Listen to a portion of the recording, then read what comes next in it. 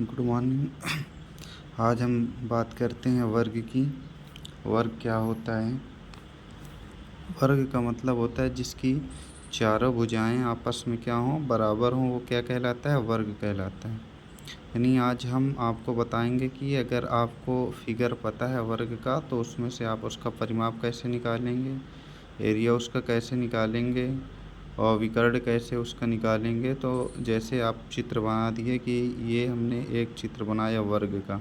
वर्ग का मतलब होता है जिसकी चारों भुजाएं आपस में बराबर हों। तो मैंने इसको नाम दे दिया ABCD। अब उसके बाद ये हमारा क्या है, जब चारों भुजाएं बराबर होगी तो अगर ये वाला A है तो ये भी A होगी, ये भी A होगी और ये भी A होगी। तो परिमाप का मतलब क्या होता है? परि का मतलब होता है चारों तरफ और माप का मतलब होता है जोड़ना या योग उसका। तो यानी चारों भुजाओं का जो योग होगा वो उसका क्या कहलाएगा? पैरामीटर या परिमाप कहलाएगा। तो यानी हम चारों भुजाओं को जोड़ देंगे ए, यानी चारों भुजाओं का जब योग करेंगे कितना आएगा? 4A। यानी ए मिला के कितना आ गया? 4A। ये हमारा आ गया परिमाप। अब हम निकालते हैं इसका क्षेत्रफल। अब क्षेत्रफल निकालने के लिए क्या करेंगे? A गुणे A, यानी बेस इंटू हाइट। हमेशा क्या लिया जाता है क्षेत्रफल एरिया में? Base into height. तो A गुणे A हमारा कितना आ जाएगा? A²। अब उसके बाद विकर्ण।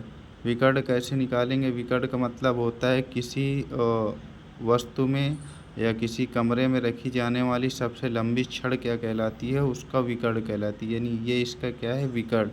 अब ये कैसा त्रिभुज बन गया? एक समकोण त्रिभुज बन गया।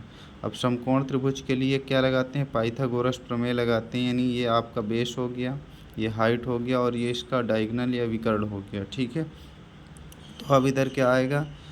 इसका यानी आधार का वर्ग प्लस लंब का वर्ग यानी A²। अब उसके बाद इधर कितना आएगा? 2A²। अब उसके बाद इधर विकर्ण, जैसे ही इधर वर्ग घटेगा तो सामने रूट लग जाएगा। तो A गुणे कितना आ जाएगा? A√2।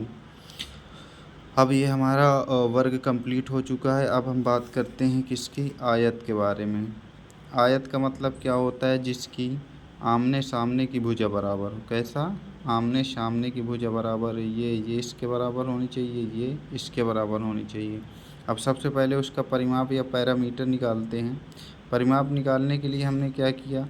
अब देखा कि आमने सामने यानी परि का मतलब होता है चारों तरफ और माप का मतलब होता है जोड़। यानी चारों तरफ का योग जो कहलाएगा उसका क्या कहलाएगा? परिमाप कहलाएगा। अब चारों तरफ की भुजाएं हमने क्या कर दिया? जोड़ दिया इसकी। तो A हो गया, उसके बाद ये वाला A हो गया, ये B हो गया, ये B हो गया। तो दोनों सबको मिला के A मिला के कितना आया? 2A। और B मिला के कितना आया? 2B हो गया। अब उसके बाद इसको जब दो इसमें से कॉमन ले लेंगे तो इधर कितना आ जाएगा? 2A प्लस का B। यानी जो आयत का परिमाप होता है वो क्या होता है? 2 और A प्लस का B। अब उसके बाद क्षेत्रफल निकालेंगे। अभी हमने बताया है कि हमेशा बेस इंटू हाइट लिया जाता है क्षेत्रफल में। तो हमारा A गुणे B यानी आधार गुणे ऊंचाई होगा। अब विकर्ण क्या होता है? विकर्ण बराबर होता है, और अब यहाँ हम क्या करेंगे? किसी कमरे में रखी जाने वाली सबसे लंबी छड़ क्या कहलाती है? उसका विकर्ण कहलाती है। तो इधर क्या है? A है, इधर B है।